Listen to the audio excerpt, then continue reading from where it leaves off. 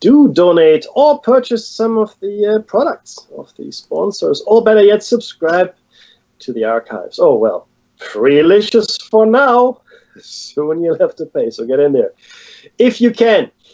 This is show number 440, yes. Not 40 and 400. And we are talking about strange biological evidence, physical evidence that has been gathered over the years. Not by us, by others. And certainly we were lucky enough to talk to some of the people that have gathered it. And we were also lucky enough to have on our show, this is now 7 years ago, I think. 10 years ago. Jeez, because it was show number 13. Almost 10 years ago. Lloyd Pye. Lloyd Pye no longer with us, unfortunately. And he was doing a lot of research. He was, I'll give you a bit of his background in a second. But recently we were lucky enough to get in touch with his former wife, obviously, his widow. And she gave us permission to use the material on their website to share with all of you, to do a retrospective kind of show on the research that Lloyd undertook. To be clear, though, it is not in any way connected to any of the research going on at the moment. This is really only a retrospect of all the work that Lloyd did do. None of which is ongoing at the moment in the form, shape, or way it was prior to his passing. So that's what's going on right now is a completely different kind of activity, of which we are not as privy as we were of Lloyd's work, having had the honor to have him on our show. So he was a researcher, he was an author, a lecturer. He was known for his entertaining speaking style, to which I can attest. I actually spoke to him in the interview, but I also spoke to him at a conference. There was a conference that he attended at Nexus. He was a speaker. And the next day or the day after, I think he was at the Litcombe Workers Club. I think it was, and he was speaking there as well. A small audience, but a very engaging speaker. And his subject areas, or his areas of interest, were in the intervention theory. Obviously, that's most of you should be familiar with it. What that means is there are people out there that believe that we were interfered with somehow in our evolutionary journey, enhanced, some might say, or modified, others would put it. But essentially, we didn't naturally get to the point where we are today. Hominoids, as opposed to hominids. So hominoids are Bigfoot, Yeti, Sasquatch, Alma, etc., as well as Yowie, in fact, in Australia. Human origins, and of course the unfortunately named Star Child skull. Lloyd Pye was very unhappy about that moniker, Star Child skull, because it gives you an indication, or it infers that it might be an alien skull, which Lloyd didn't say. He had no opinion either way. He just wanted to test the DNA, right? He didn't go into this research with a fully formed opinion. So Star Child skull, unfortunately, was not the ideal naming of that particular artifact. He was born in Yuma in Louisiana in 1946, and like I said, he passed away a little while ago. He was the eldest of 4 siblings, an A student, and also good enough at sports to earn a football scholarship to Tulane University in New Orleans. He graduated in 1968 with a BS, a Bachelor of Science in Psychology. And he enlisted in the Army as well. He never had to go and fight, though, which was great. He was assigned to the Military Intelligence School at Fort Holabird after some tests he undertook in Maryland. And after training, he was assigned to a small field office in Gainesville, Georgia. And he carried out background investigations for people who needed security clearances, routine tour of duty with no time spent in Vietnam. He was also a writer, and he wrote fiction as well as other novels. But by the age of 45, he had read Zecharia Sitchin's classic book about Sumerian prehistory, The 12th Planet, which was published in 1976, and where the cuneiform scripts on stone tablets provided an explanation for human origins that made rational sense, based on what he had learned about the reality of the hominoids. At least to Lloyd, it made sense. I think, just as a very quick interjection here, You might recall we've shared a lot of this with you. The Epic of Atrahasis, we've spoken about the Enuma Elish and other cuneiform tablets, the translations of which are freely available on the internet. Right, so you can actually go and look what the scholars, the mainstream scholars translated, and it's explosive if you read it. Just do yourself a favor and get a hold of the texts. It's just astounding, some of the content. It really is. Lloyd had the front end of his work, and he had the back end of his. So Lloyd knew he could combine the two into something unique and valuable. In late 1997, he published Everything He Knows Wrong, which became an overnight sensation. I have that book as well. It's actually a really, really good read. So just have a gander. Lloyd Pye, Everything He Knows Wrong. His increasing exposure brought him to the attention of Ray and Melanie Young of El Paso, of Texas, of course, who were in possession of an unusual human-like skull. They showed it to him early 1999 and asked him his opinion. He felt it was almost certainly a human deformity of some kind, but told them it couldn't hurt, if they wanted to be absolutely sure to get it tested.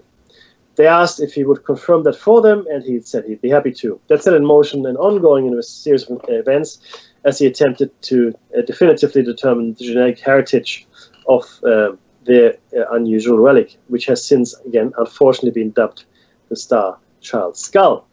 Now, that skull has gone through more than a decade of scientific tests, right? Longer now, probably 2 decades. But we're focusing on the decade that Lloyd was involved in. Expert analysis raised public awareness and they published both a printed book and an ebook about it. After all that, a recent DNA test, and recent in the context of about 10 years ago, finally gave a preliminary but convincing result that the skull is part human and part non-human. Lloyd, had then planned to get the entire genome sequenced, which was something that didn't happen, didn't eventuate, and he was trying to raise funds. Now that effort has now completely ceased. The Star Child project is no longer trying to raise funds to undertake this work. Okay, and what we're doing here today is we're going to look at some of the evidence that was collected by the Star Child project, taken from their site. If you want to listen to our interview with Lloyd Pye, it is show number 13. It is in our archive in YouTube. I do believe it's also in the Freedom Slips archive, if you wanted to access it there. Quite possibly. I do apologize for... But a future possibly. thing. Yeah. But it certainly is on YouTube, on our YouTube channel, if you wanted to look at there, the shiny side out. I do apologize for the poor quality of the sound. But again, it was only show 13, and we didn't really have any good sound equipment at the time. That's true. We didn't. We didn't. I had just a headset with a mic. We didn't think we'd make it past the next show. No, that they asked us back after the first show, I thought astounding. But the interview is great, and we cover a lot of ground with him. We talked about the physiology of the skull, the thickness, composition of the skull, DNA evidence, the brain size, which was actually 600 cc's as opposed to the 1200 cc's that you would expect with those kinds of deformities, if that's what they are. Mm-hmm. We talked about the intact mitochondrial DNA.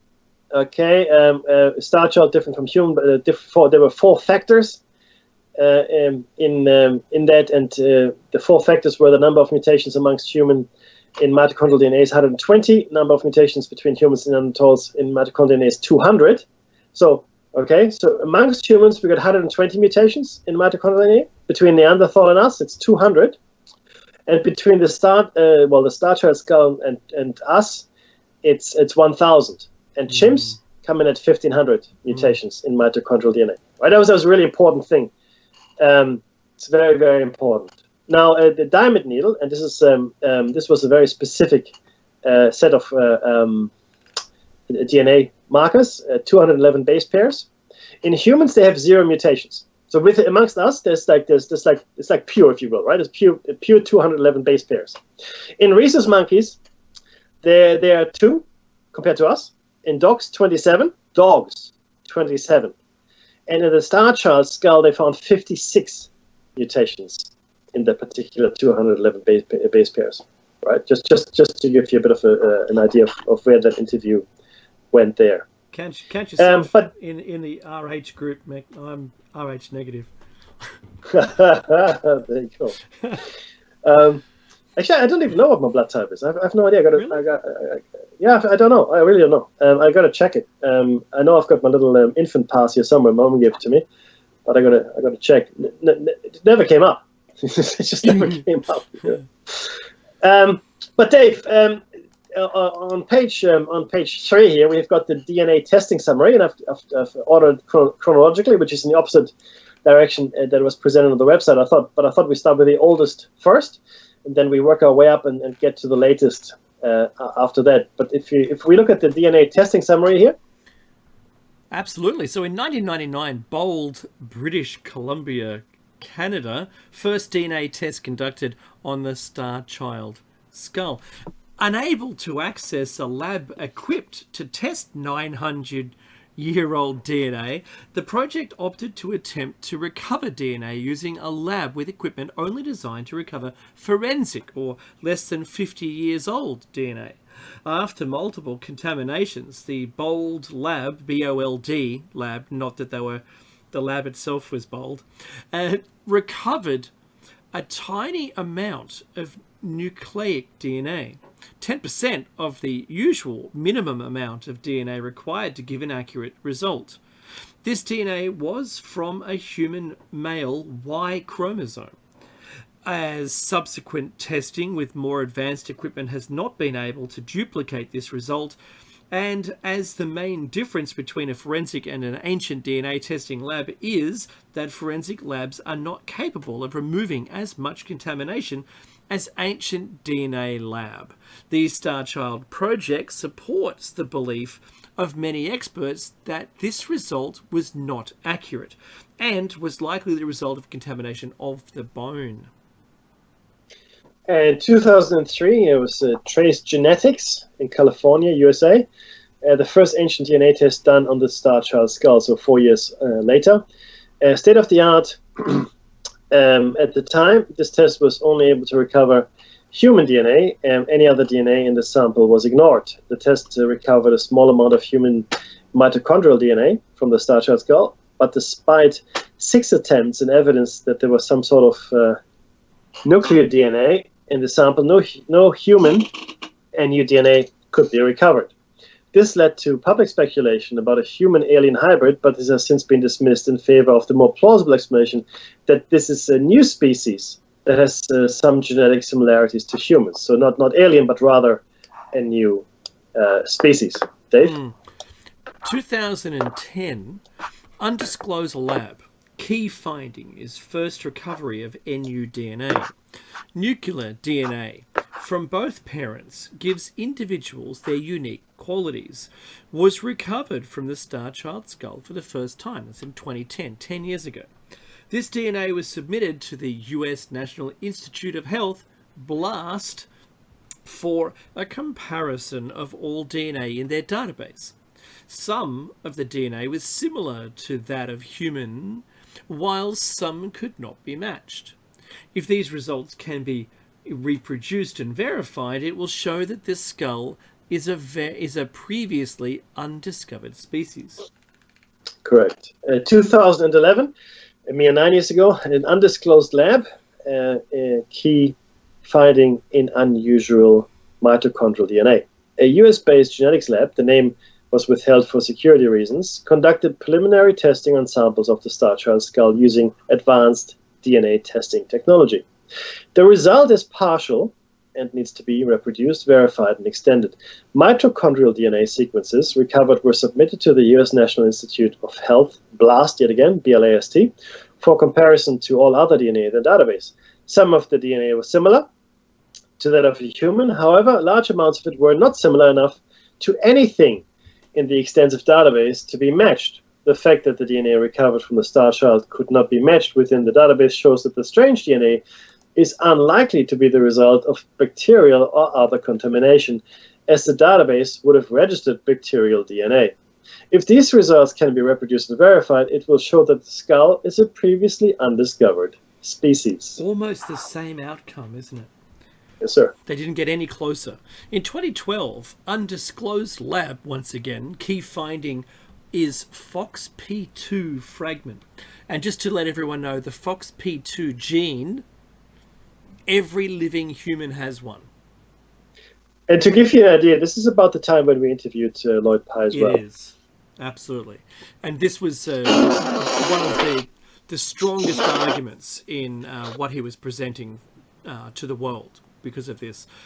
Preliminary testing recovered what appeared to be a fragment of the Star Child skull's FOXP2 gene. This fragment differs from the corresponding human gene fragment in 56 positions along the DNA strand. This gene is highly conserved between species and is essential to human development. In humans, it is linked to speech and cognitive function. This particular gene fragment is absolutely identical in every human and apes and has only one difference in monkeys, lending weight to the hypothesis that the skull with 56 differences is not a human being. This finding, if proven, will raise many questions about how it developed and what abilities it may or may not have had. The results obtained need to be reproduced, verified, and extended. In 2004, a team of 11 specialists headed by Dr. Ted J. Robinson investigated the Star Child skull in an attempt to identify a deformity, illness, or other natural explanation for the skull. They examined the skull, maxilla fragment, x-rays, CT scans, performed a three-dimensional scan, and extensively discussed and researched the skull's physical characteristics. The study concluded that the Star Child skull was unlike any specimen in recorded medical history, and notably that its unusual characteristics are not the result of artificial cranial deformation. The Star Child skull is not the result of artificial shaping. That's cradle boarding, as we know. Correct, and or in fact, deity similarity, right? Where any skull, any skull binding, shaping, binding, 100%. So to be clear, right? This is the last time, really, in 2012, that the Star Child project, I guess, was deeply involved here. The website itself looks like hasn't been updated since 2016, and like I said to you earlier, now the Star Child project no longer works with the owner of the skull. That's now a separate activity, and this 2004 study, we're going to go into some detail here so you understand what this is. Now, I urge you all to look up these scientists. We're going to give you their names in just a moment. But Dr. Robinson's study is what we're going to talk about now, and it was called the Preliminary Analysis of a Highly Unusual Human Leg Skull by Dr. Ted J. Robinson, 2004. One, the skull in question has a provenance that is not verified at present. That situation may change in time, but for now, all that can be said with certainty is that the skull is real. It is comprised of calcium hydroxyapatite, the essence of all mammalian bone, of course. Its parts are configured naturally and not cobbled together or in any other way hoaxed. So what he's saying is it's a naturally grown skull, so it wasn't, cobbled together a la Frankenstein to present. Like you might have found in what's that? What was that roadshow, Mekki, of cobbled together bits with bats with two heads and So that was Ripley's Believe It or Not, others.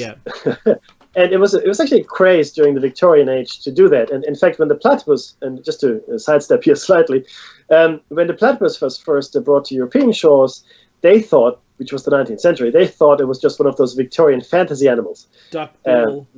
Duckbill, a beak, and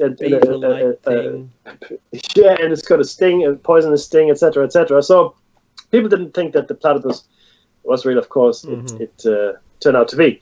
And it presents, I'm going back to the text, it presents numerous physical anomalies that do not conform to standard skull norms. So number one, it's not a hoax. And secondly, it presents numerous physical anomalies that do not conform to standard skull norms. Dave? Yeah.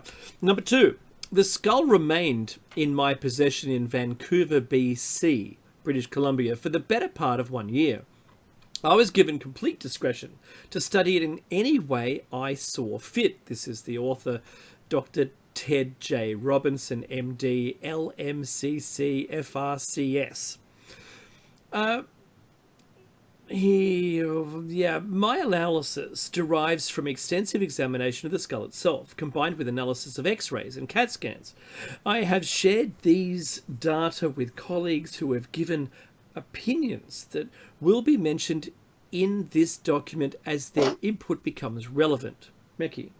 Yeah, third point here is, in general, the skull has the basic components of human skull, i.e., a frontal bone, 2 sphenoids, 2 temporals, 2 parietals, and an occipital. However, these bones have been markedly reconfigured from the normal shapes and positions such bones usually have.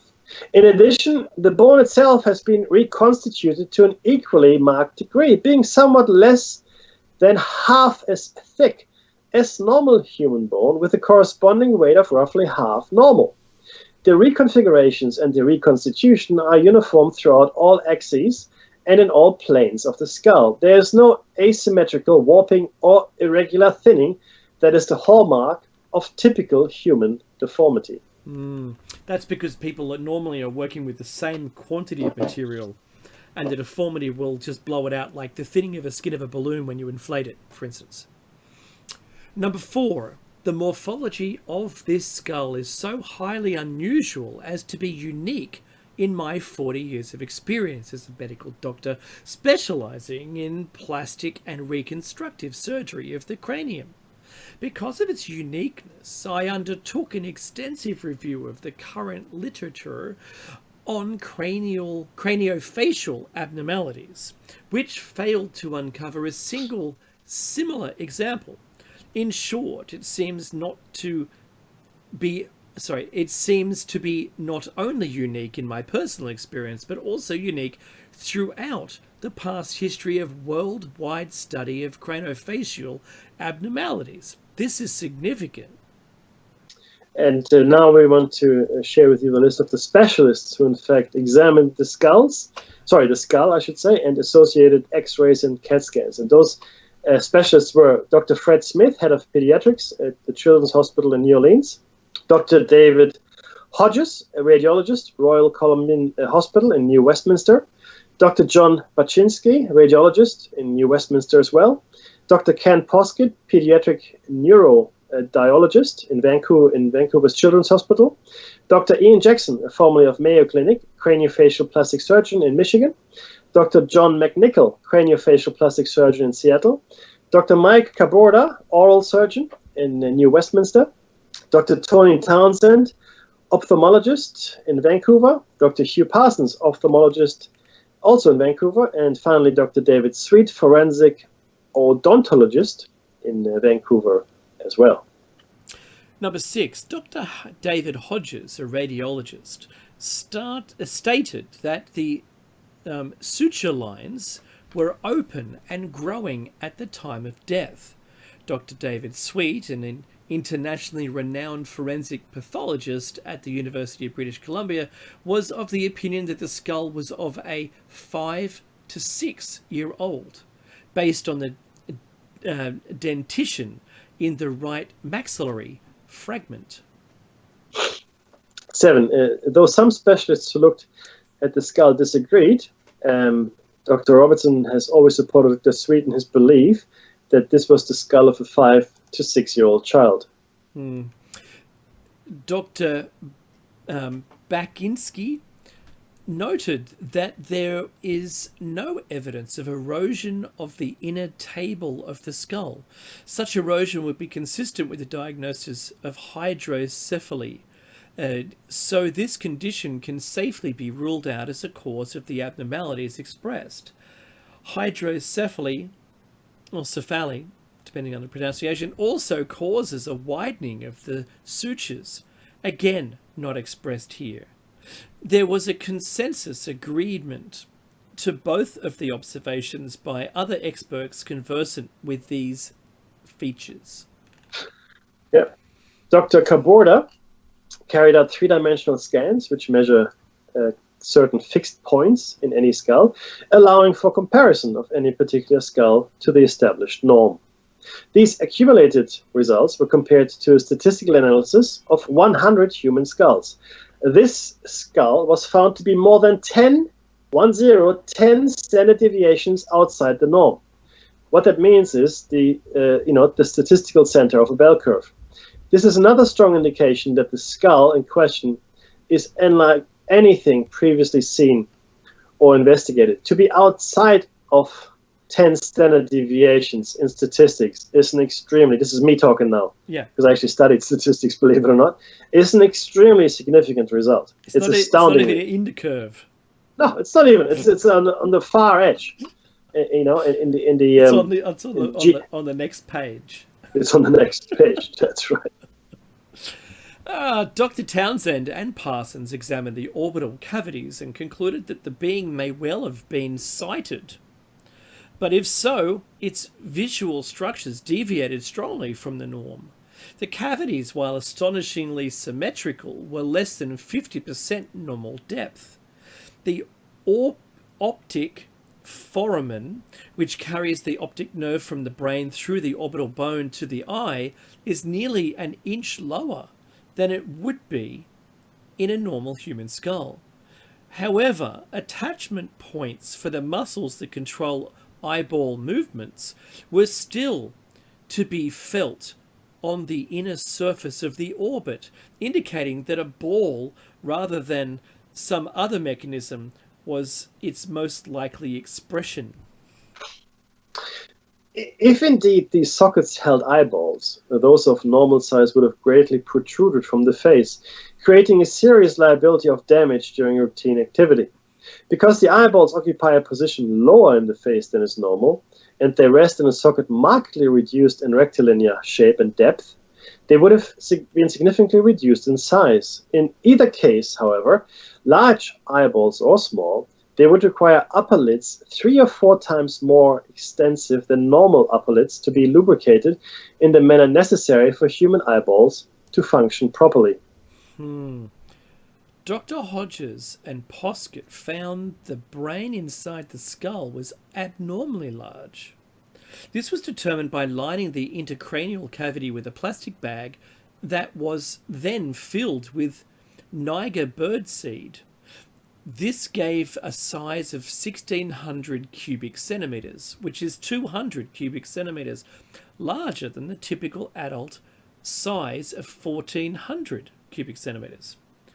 This is even more unusual because the size of the skull compares most favorably with a small child, or a small adult or child of about 12 years old. This extra brain capacity is apparently due to the deep shallowing of the eye sockets, a total lack of frontal sinuses, not even vestigial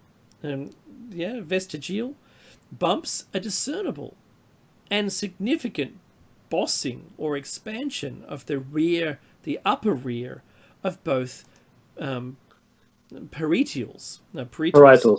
Thank you. That's it. There you go. In any case, though, they observed the extreme slant of the rear parietals and the occipital bone challenges whether this skull could have contained typical brain matter, and casts further doubt that its cerebellum was typical. In a normal skull, the cerebellum rests at the base of the cerebrum, supported by the internal occipital protuberance and the twin flares of the sagittal sulcus and the transverse sulcus. With this support mechanism, over the course of a lifetime, the cerebrum's weight does not press down onto the cerebellum and distend it such that it will cease to function properly. In this unique skull, however, the entire weight of the brain slants directly down on the area that should hold its cerebellum. Instead of the round area typically present for support, there's a wedge-shaped area of perhaps 1/4 of normal. Furthermore, the internal protuberance and sulcus ridges are significantly reduced. What effect would the weight of a notably amplified brain have on unsupported cerebellum carried into adulthood? it presents a genuine conundrum. There we go. That's the first of the conundrums.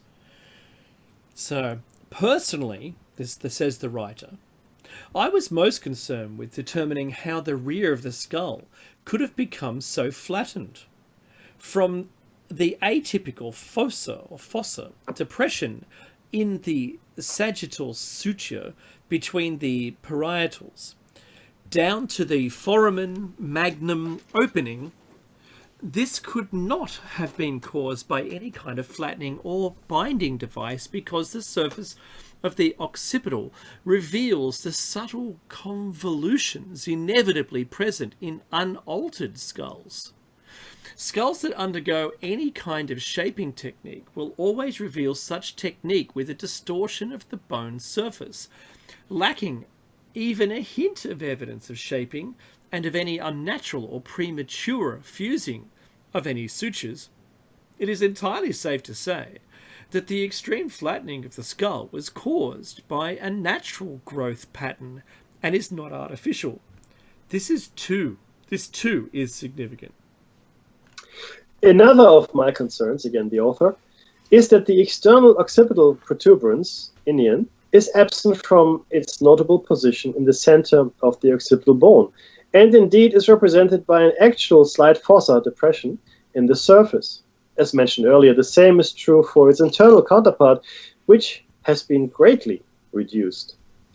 It seems clear that the neck of this being, attached to its skull much lower than in a normal skull, centered under the balance point for both lateral and medial flexion. Even more unusual, the neck itself seems to have a circumference somewhere in the range of 50% of usual neck volume, which presents yet another example of the thorough uniqueness of this specimen. Wow, so the head is larger, the neck is smaller. Goodness. I know. So far. Ooh, so good. Number 16. In addition to lacking frontal sinuses, there is no sign of the brow ridge evident in normal skulls. Its upper orbits are thin-edged rather than rounded. Its zygomatic arches are greatly reduced and significantly lowered from their usual positions. Its mastoid processes are less than normal, as are all connective points for the lower face, which would attach to the coronoid process and condylar process of the missing mandible. Based on these observations, its lower face may have been as much as 50% reduced from normal. On the other hand, its inner ears are noticeably larger than normal, again pushing into the range of 50% larger. This is also true for the condyles abutting the spinal atlas. Now, before I go on here, something has just occurred to me. What's right? that? Well, all of these seemingly differences here that you see, especially the depth, the eyes are not as deep and depth, probably don't have as much depth perception, etc., etc. The ear being the inner ear at least being abnormally large. I'm going to put it out there, Dave. Go on. Are we looking at a underground dweller here? Are we looking at an inhabitant of the inner Earth?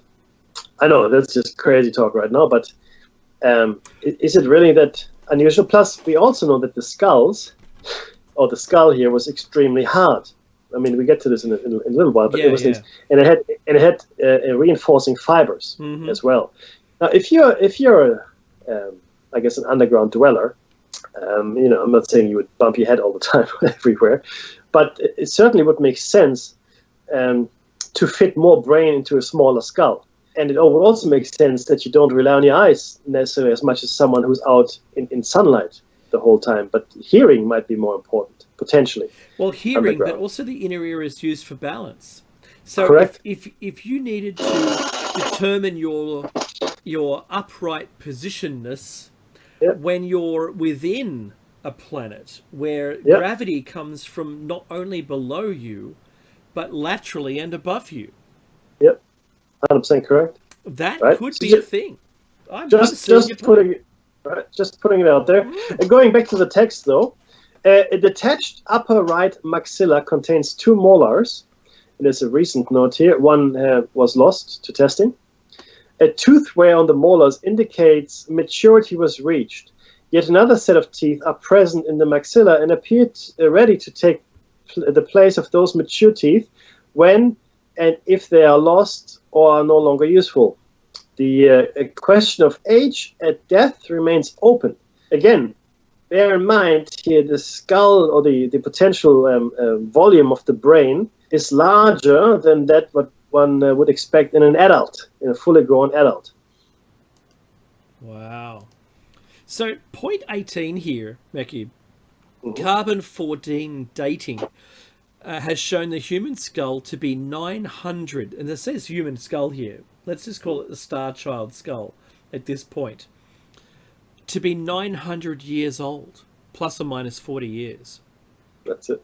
So 940 or 860 years old. Yep, thereabouts. So like a 1,000-year-old skull. Yeah, so look, again, so if it were a hoax, certainly not of recent manufacture, and then you have to ask, why would you hoax a skull 1,000 years ago? Forget motivation for a second, right? Mm-hmm. And now we've also learned that it's highly unlikely that this is a hoax for various reasons given by scientists and people, that are experts in their field, even though you always have to take expert with a grain of salt, but certainly if you've got that many people agreeing on something, then there might be something to it. So let's go through this list here, also from the website. Is the skull just a deformed human? Is he? Is it not? And this is now an attempt to debunk the Star Child skull. And we're going to go through these here individually, one after the other. Mm-hmm. And we're going to address, or well, not we, but the website addresses each feature of the skull and the skeptic's answer, and then we'll also give you the problem with the answer. A feature of the Star Child skull, missing frontal sinus. Skeptic's answer. This does occur in rare cases in humans and is a known feature of the rare genetic disorder progeria. Problem with the answer, other features of the skull prove it did not have progeria. Mm-hmm. So the thing is that my point is you can't just pick a thing, like one feature of a defect, and then just say, oh, that's what it is, when all the other features of that defect are missing, right? Sorry, go ahead. So feature of the Star Child skull, extremely strong bone. Skeptic's answer, osteoporosis, hardening of the bone. Osteopetrosis. Sorry, that's what I meant to say. Hardening of the bone, the opposite of osteoporosis. Because porosis is porous, hollowing. Can cause bones to become denser and harder, as can osteosclerosis, and even fossilization. So that's an armchair answer, if you ask me. The problem with that answer is it didn't have any of these conditions as proven by X-rays and CT scans, and the Star Child skull is not a fossil. Fossils are over 10,000 years old. The Star Child skull is only 900 years, plus or minus 40. And that's according to this carbon-14 dating, Mickey. Yep, there's a reference to a report if anybody wanted to go. You can go to the Star Child skull our project website, and you can look all of this up to information yourself as well. The feature of the Star Child skull, thin, lightweight bone. Skeptics answer yet again, progeria causes thinning and lightening of the bone. And the problem with the answer is this. The thinning and lightening of bones in progeria is caused by osteoporosis, which makes the bone weaker.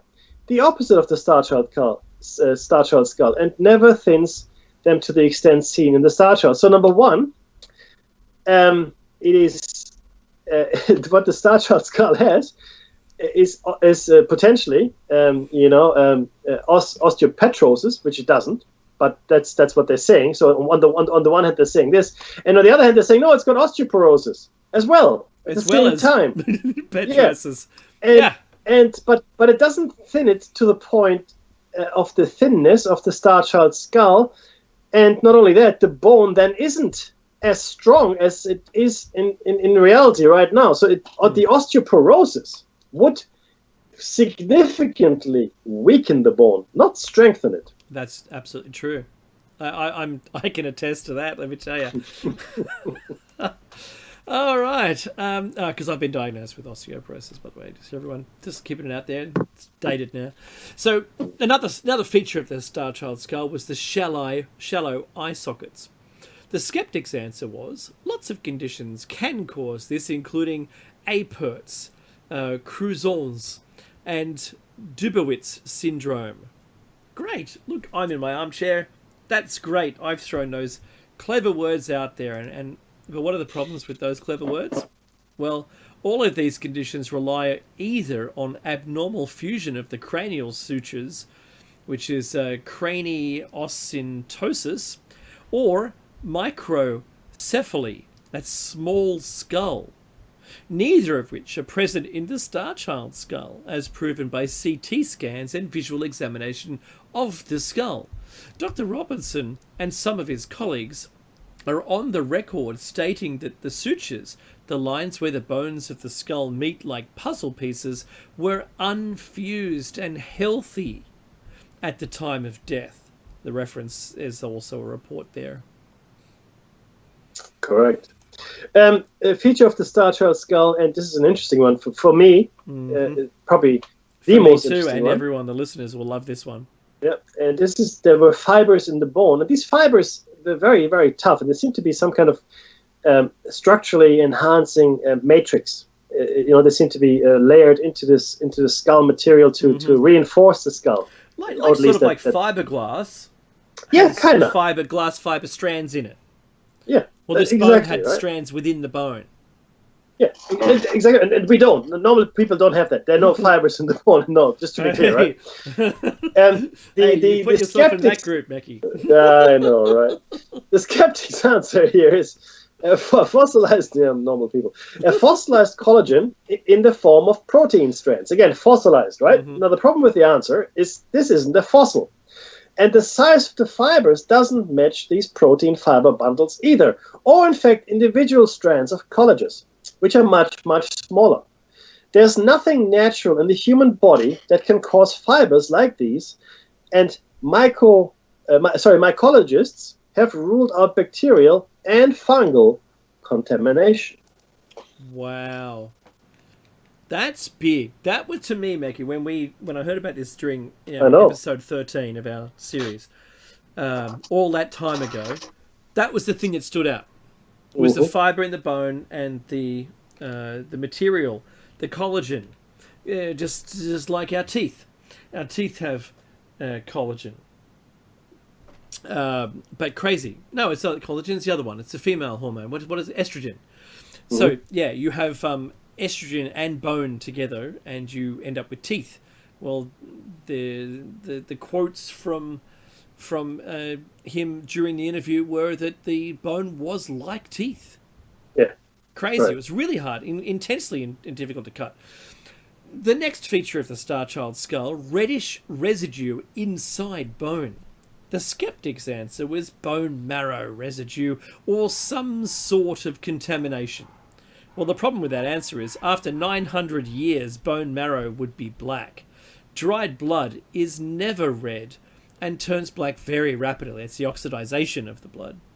And if it is a contamination, then why is it absent in the human skull that was found beside the Star Child skull burial? And was exposed to identical contaminants, conditions, humidity, the burial process, Mackie, all of those. Why was the other one absent? Yeah. The next feature is... take it and smoke it in your pipe. And the next feature of the Star Child skull is the flattened rear of the skull, of the skull. The skeptic's answer is it's just cradle boarding or some other such artificial deformation. The problem with the answer is this. It is flattened at an angle so steep that it would tilt the child's chin down into his chest so far it would suffocate. Dr. Robertson also noted that there were none of the telltale signs of artificial flattening. And again, there's a reference to cradle boarding in Dr. Robertson's report. And as we said earlier, none of the cradle or any deformities that would occur in the skull have shown in the skull itself. They're sort of like undulating waves in the skull material itself that would compress or elongate skull. So it's almost like think of a jello that's slow flowing and then it freezes, right? But you played with it, and that gives it a wave-like shape, if you will, and that is completely missing in the Star Child skull.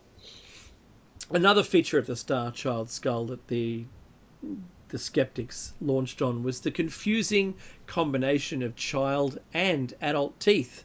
The skeptics' answer was, it is a child of about 5 years old and possibly had progeria, which causes dental problems.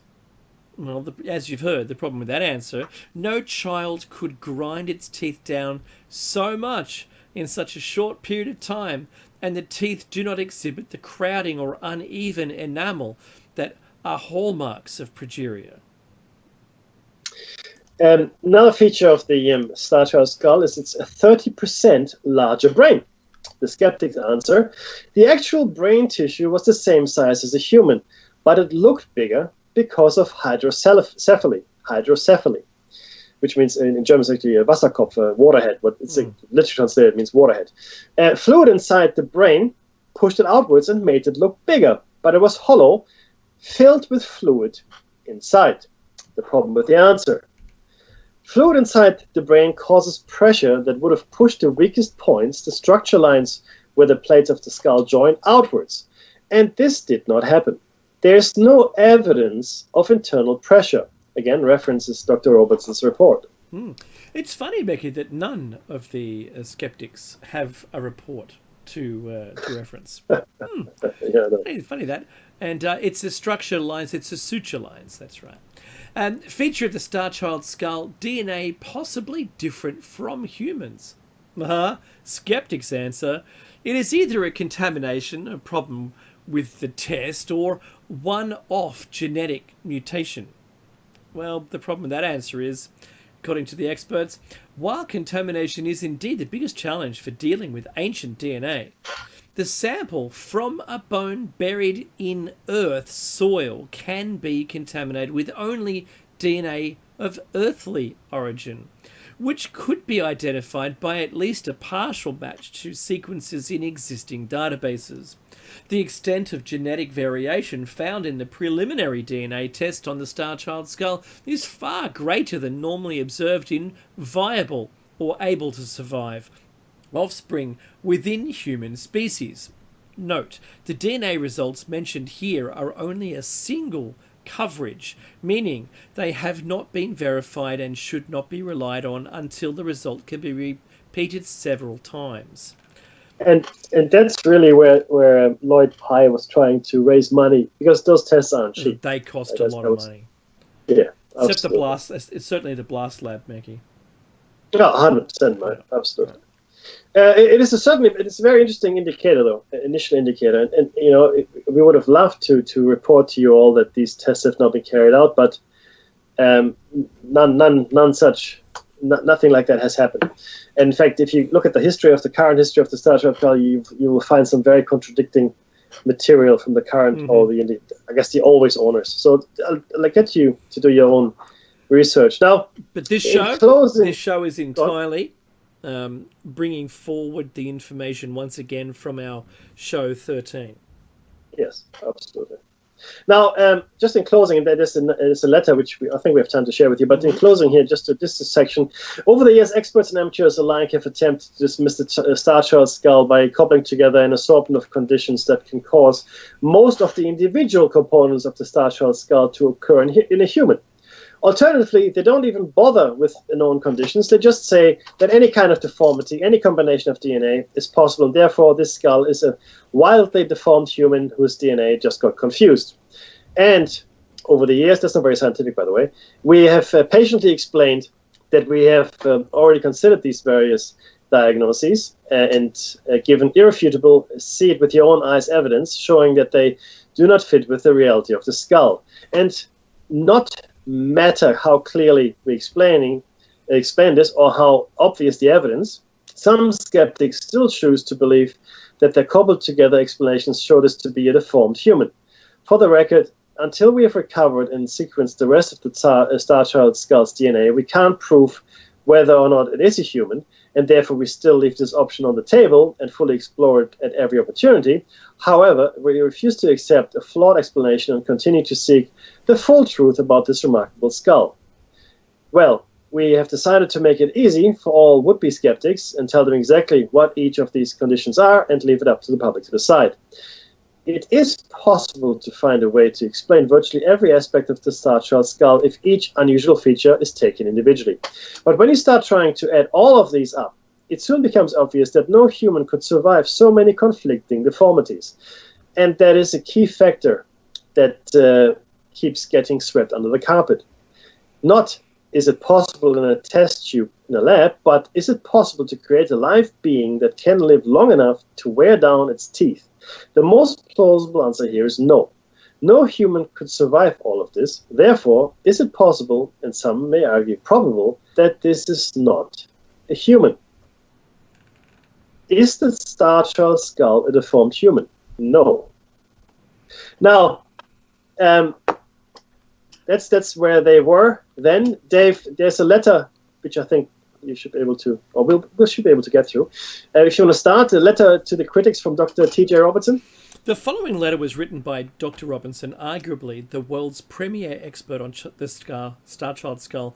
Dr. Robinson has examined the Star Child skull at length and was instrumental in a study that ruled out known human deformities as the cause of the skull's unusual properties. He has kindly allowed the publication of this letter written in response to a critic that had suggested that he, Dr. Robinson, did not exist or was not qualified. If you wish, this is the letter. If you wish to check out my credentials, I graduated from the University of Manitoba School of Medicine in May of 1963, and I obtained my specialty degree in plastic and reconstructive surgery from the Royal College of Surgeons of Canada in September of 1971, certificate number 169. I have known Lloyd Pye since about 1998, having met him at a conference at the University of British Columbia.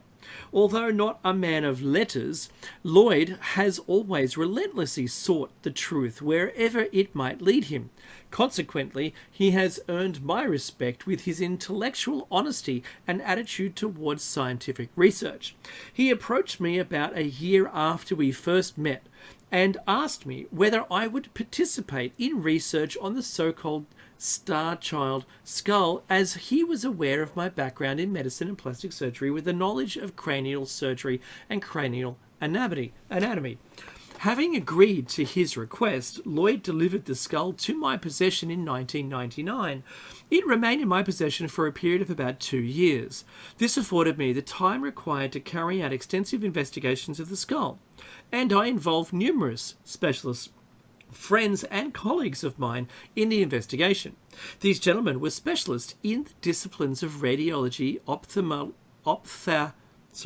ophthalmic surgery, oral surgery, craniofacial surgery, neurology, and pediatric neurosurgery. The skull is remarkable. It is humanoid, but unlike any skull I've ever seen in my 49 years of experience as a medical doctor and plastic surgeon, I have never seen anything like it. Carbon-14 dating of the skull places it at about 900 years ago, plus or minus 40. It is remarkably light and weighs about half the weight of a human skull. Adult skull, for that matter. The cranial capacity is about 1600 cc's, which is 400 greater than the average human adult of the same size. It is composed of a bony material which is so hard that a standard Dremel blade had great difficulty, cutting it to harvest samples for DNA analysis, making a diamond-coated blade more useful.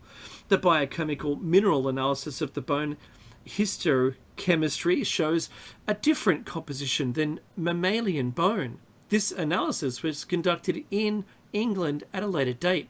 Scanning electron microscopy, SEM, indicates the presence of strange fibers of an unknown nature. These are not artifactual.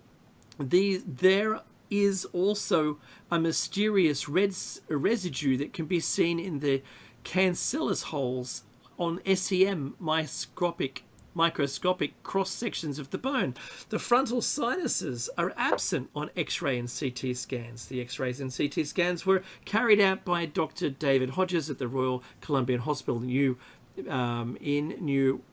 Westminster, BC, back in 1999. He goes on to explain the people that were involved. Upon reviewing the photos of the skull, the X-rays and CT scans, he stated that he had never seen anything like it. Dr. Poskett had reviewed tens of thousands of pediatric skull X-rays. A bony prominence on the posterior aspect of the skull, known as the inion, to which the ligamentum nuchae, a trapezius muscle consistently attached in humans and primates, is absent. And there's the music. We'll show the letter again next week. Excellent. Well, it does continue. So We'll see you next week. Stay tuned for Jebez's show. Call in, dial in, listen in. It's a great show. And we'll catch you next week for show number 441. Take care, everyone.